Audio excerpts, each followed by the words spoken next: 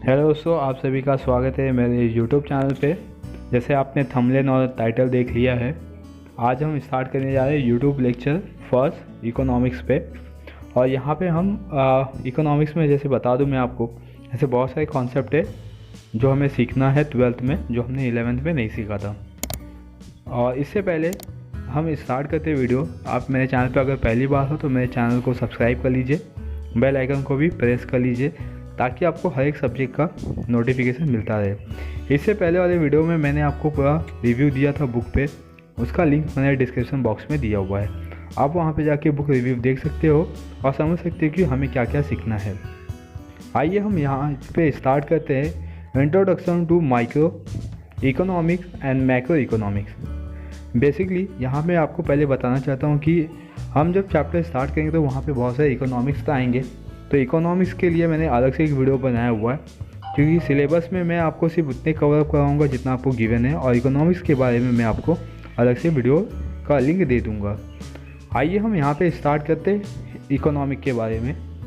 और हम यहाँ पे स्टार्ट करने वाले इकोनॉमिक्स जो आपके 12 का सिलेबस है, मैं आपको पूरा टेक्सचुअल बताने वाला हूँ। तो यहाँ पे गिवन है micro and macro economic are two main branches of modern economic. ठीक है, तो आप इतना समझ गए हो कि हमें फर्स्ट चैप्टर में क्या सीखना है, micro and macro economic. Micro जो वर्ड है ये डिराइव करता है ग्रीक वर्ड से, इसको हम बोलते हैं माइक्रोस। इसका मतलब होता है बहुत ही ज़्यादा स्मॉल, यानी कि स्मॉल या तो मिलियन पार्ट जो स्मॉल होता है उसको बोलते हैं हम। और दूसरा आपके पास वर्ड है मैक्रो। मैक्रो डिराइव सेम है ग्रीक वर्ड से होता है, इसको हम बोलते हैं मैक्रोस। इसका मीन्स होता है लार्ज, सबसे ज़्यादा बड़ा। तो ये दोनों टर्म जो है माइक्रो एंड मैक्रो, इसको डिफाइन किया गया है Norwegian economics Ragnar Fisher of Oslo university in 1933। ठीक है, तो ये इकोनॉमिक्स के बारे में आप जैसे देख सकते हो यहाँ पे, ये इकोनॉमिक्स के बारे में मैंने अलग से एक वीडियो बनाया हुआ है, उसका लिंक मैंने डिस्क्रिप्शन बॉक्स में दे के रखा हुआ है, वहाँ पे आप जाके इकोनॉमिक्स के बारे में समझ सकते हो। तो आइए हम आते हैं अभी माइक्रो इकोनॉमिक के बारे में, सीखते हैं कि माइक्रो इकोनॉमिक बेसिकली है क्या। जैसे मैंने आपको अभी इंट्रोडक्शन पार्ट में बता दिया कि माइक्रो क्या होता है, एक स्मॉल थिंग होता है, सबसे छोटा पार्ट जो होता है। तो माइक्रो क्या करेगा कि किसी भी पार्ट में जो सबसे स्मॉलेस्ट पार्ट होगा उसके साथ डील करेगा, और उसके बेस पे, उसके बिहेवियर पे एक्शन लिया जाएगा। ठीक है, या तो हम उसको बोलते हैं इंडिविजुअल पार्ट भी बोलते हैं या इंडिविजुअल कंज्यूमर भी बोलते हैं। कोई भी एक इंडिविजुअल यूनिट जो सबसे छोटा हो, समझ जाइए वो माइक्रो इकोनॉमिक है। ठीक है, यहाँ पे इंडिविजुअल प्रोड्यूसर हो गया, फर्म हो गया, प्राइस और पर्टिकुलर कमोडिटी हो गया, और फैक्टर हो गया। ठीक है, तो ये हो गया आपका माइक्रो। यानी कि हम जब कोई भी गुड्स लेने जाते हैं तो हम बल्क में लेते हैं, तो हम पहले एक का कॉस्ट देखते हैं कि कितना होगा। तो जो हमें एक का कॉस्ट दिखते हैं तो वो माइक्रो का पार्ट है। अब इसका डेफिनेशन यहाँ पे देख लेते हैं, अलग अलग डेफिनेशन गिवन है अलग अलग इकोनॉमिक्स के बेस पे। फर्स्ट यहाँ पे गिवन है आपको Maurice Dobb, micro economics is in fact of microscopy study of the economic. ठीक है, जैसे हम माइक्रोस्कोपी बोलते हैं, ठीक है, माइक्रोस्कोप जो होता है जो सबसे स्मॉलेस्ट थिंग को सर्च कर लेता है, जैसे कि बैक्टीरिया हो गया, बहुत सारी चीज़ें हो गया जो सबसे स्मॉलेस्ट, जो हम नॉर्मल देख नहीं सकते, वो माइक्रोस्कोप के थ्रू देखा जाता है। तो माइक्रो इकोनॉमिक भी सेम वही पार्ट है। नेक्स्ट सेकंड डेफिनेशन गिवन है professor AP Lerner. Micro economics consist of looking at the economic through a microscope as it work, so see how the million of the cells in the body of the economic organism. The following chart given an idea of the scope of the microeconomic। यहाँ पे AP learner ने बताया हुआ है कि economic क्या एक तरह का माइक्रोस्कोप है। जैसे कि हम अपनी बॉडी के सेल्स माइक्रोस्कोप के थ्रू या उसके हेल्प से हम देख सकते हैं, सेम वैसे ही अपना जो माइक्रो इकोनॉमिक है हम उसको आइडेंटिफाई कर सकते हैं एक तरह से माइक्रोस्कोप के बेस पे, क्योंकि माइक्रोस्कोप सबसे छोटा सा पार्ट है और इंडिविजुअल यूनिट है, तो इसीलिए हम उसको माइक्रोस्कोप से कंसिडर कर रहे हैं या कंपेयर कर रहे हैं। आइए यहाँ पे हम चार्ट देखते हैं इकोनॉमिक का। बेसिकली यहाँ पे माइक्रो इकोनॉमिक का चार्ट पे आपको अलग अलग पार्ट गिवन है, तो आइए हम देख लेते हैं। जैसे आप यहाँ पे देख सकते हो, scope of micro economic given है, theory of production price, theory of factor price and theory of economic welfare. ये 3 कॉन्सेप्ट यहाँ पे गिवन है। अब यहाँ पे थियोरी ऑफ प्रोडक्ट प्राइस के अंदर 2 पार्ट गिवन है, एक डिमांड एनालिसिस और सप्लाई एनालिसिस। फैक्टर प्राइसिंग के अंदर आप देख सकते हो rent, wages, interest and profit given है। थियोरी ऑफ इकोनॉमिक वेलफेयर के अंदर भी 3 पार्ट है, efficiency in production, efficiency in consumption, overall economic efficiency. तो हमें स्कोप ऑफ माइक्रो इकोनॉमिक में बस इतना सीखना है। तो हम इसको 1 बाय 1 देखेंगे कि डिमांड एनालिसिस क्या होता है, सप्लाई एनालिसिस क्या होता है, ठीक है, और फैक्टर प्राइसिंग में क्या क्या पार्ट आएंगे, यानी कि जो 4 पार्ट आपको गिवन है। आइए इसका हम मीनिंग देखते हैं और उसको समझते हैं डीप में।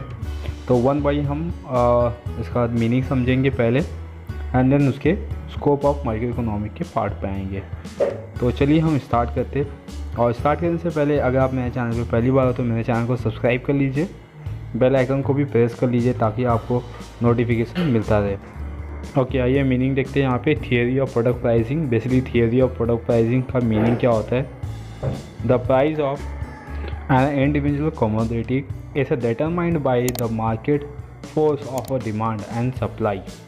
Microeconomic is concerned with a demand analysis, that is means individual consumer behavior, and the supply analysis, that is individual producer and behavior. तो यहाँ पे प्रोडक्ट प्राइसिंग गिवन है और यहाँ पे बताया कि जो प्रोडक्ट होता है वो मार्केट के फोर्स यानी कि डिमांड एंड सप्लाई एनालिसिस के बेस पे होता है। मोस्ट ऑफ दी ये डिमांड एनालिसिस का पार्ट है जहाँ पे इंडिविजुअल कंज्यूमर के बिहेवियर पे डिपेंड होता है सप्लाई एनालिसिस। और ये सप्लाई एनालिसिस कौन करता है? एक इंडिविजुअल प्रोड्यूसर, ठीक है, जैसे इंडिविजुअल कंज्यूमर हो गया, सेम ऐसे इंडिविजुअल प्रोड्यूसर हो गया। Theory of factor pricing, next part. In micro economic, labour, land, labour, capital and entrepreneur are the factors that contribute to the production process. Microeconomic help in determining the factor reward for the land, labor, and capital entrepreneur in the form of the rent, wages, interest and profit respectively. जैसे हमने chart देखा था, उस chart के according अगर हम देखें तो फैक्टर प्राइसिंग में रेंट गिवन था, वेजेस गिवन था, इंटरेस्ट एंड प्रॉफिट। तो ये 4 पार्ट 4 कंसिडर के बेस पे गिवन है। माइक्रो इकोनॉमिक आपको यही बताता है कि बेसिकली हम अलग अलग फैक्टर को एनालिसिस करते हैं और उस पर स्टडी करते हैं। जैसे कि यहाँ पे दिया गया कि रेंट लैंड पे मिल सकता है, वेजेस लेबर को मिल सकता है, इंटरेस्ट कैपिटल पे मिलता है और प्रॉफिट एंटरप्रेन्योर को मिलता है। तो ये हो गया फैक्टर ऑफ प्रोडक्शन के पार्ट जो आपको डिवाइड किया है फैक्टर ऑफ प्राइसिंग में। आते हैं अभी थर्ड कॉन्सेप्ट जो हमने देखा था चार्ट में, थियोरी ऑफ इकोनॉमिक वेलफेयर। तो basically theory of welfare deal क्या करता है? एफिशिएंसी को, ठीक है, in the allocation of resources, यानी कि आपके पास जितना भी रिसोर्सेज है उसको सही तरीके से, प्रॉपर तरीके से यूटिलाइज़ करना और उनको सही तरीके से अटेंड करना ताकि उसका जो रिजल्ट आए वो मैक्सिमम सेटिस्फेक्शन हो, ठीक है। मैक्सिमम सेटिस्फेक्शन मतलब कि हम जितना डिमांड होता है मार्केट में उतना ज़्यादा हम सप्लाई कर सकें। तो ये इकोनॉमिक एफिशिएंसी है। आइए हम देखते हैं इकोनॉमिक एफिशिएंसी के अंदर और कौन कौन से पार्ट आते हैं। इकोनॉमिक एफिशिएंसी इन प्रोडक्शन यहाँ पे गिवन है। एफिशिएंसी इन प्रोडक्शन मतलब कि जो प्रोडक्शन पार्ट है वो उसमें प्रोड्यूसिंग मैक्सिमम ज़्यादा हो, यानी कि ज़्यादा अमाउंट में गुड्स एंड सर्विसेज फॉर्म हो ताकि जितना भी हमारे पास रिसोर्सेज है हम उसको सही तरीके से यूटिलाइजेशन कर सकें। नेक्स्ट पार्ट आएगा एफिशिएंसी इन कंजम्पशन। कंजम्पशन का मीन्स क्या होता है कि distribution of different producer who produce the goods and services among the people for the consumption in such a way as the maximize total satisfaction of the society।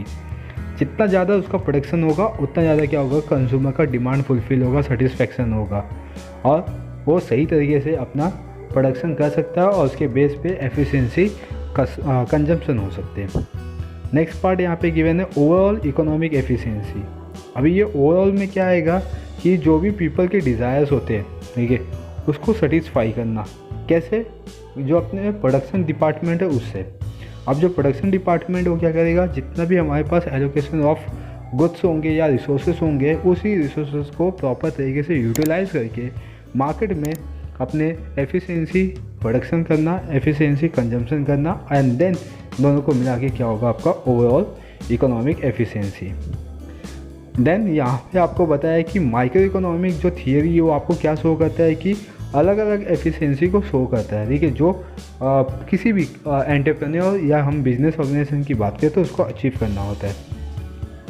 तो basically यही focus होता है micro economic का कि जो भी resources है, ठीक है, या जो हमारे पास थियरी प्राइस थियरी है या रिसोर्सेस एलोकेशंस है, ये सब के बारे में सही तरीके से स्टडी करके उसको एग्रीगेट करना, किससे, अपने ओवरऑल इकोनॉमिक से, यानी कि होल इकोनॉमिक से। और उसकी जो अप्रोच है माइक्रो इकोनॉमिक की, does not study rational economic problem such as unemployment, poverty, inequality और इनकम एसेट्रा। तो ये सब के बारे में माइक्रो इकोनॉमिक इतना कंसिडर नहीं कर पाता, लेकिन ये माइक्रो इकोनॉमिक के अंदर का पार्ट है। तो यहाँ पे theory of growth, theory of business cycle, mandatories and physical policy etcetera beyond the limit of the micro economic. तो ये सब आपके माइक्रो इकोनॉमिक के अंदर नहीं आता। क्या क्या नहीं आता? Theory of growth, theory of business cycle, mandatories, physical, ठीक है, ये सब पार्ट बियॉन्ड है माइक्रो इकोनॉमिक के बेस पे। मतलब ये सब आपकी मैक्रो इकोनॉमिक के अंदर आएगा।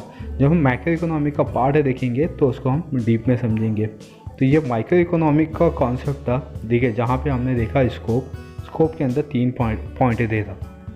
अब उसी 3 पॉइंट के अंदर हमने अलग अलग डिफरेंट पार्ट देख लिए। तो ये हो गया अपना माइक्रो इकोनॉमिक का कॉन्सेप्ट, और इसके फीचर्स एंड इम्पॉर्टेंट पार्ट पे भी हम आएंगे। तो इस वीडियो में बस आज के लिए इतना, मिलते हैं हम नेक्स्ट वीडियो में। अगर आपको मेरा चैनल अच्छा लगता है तो मेरे चैनल को सब्सक्राइब कर लीजिए।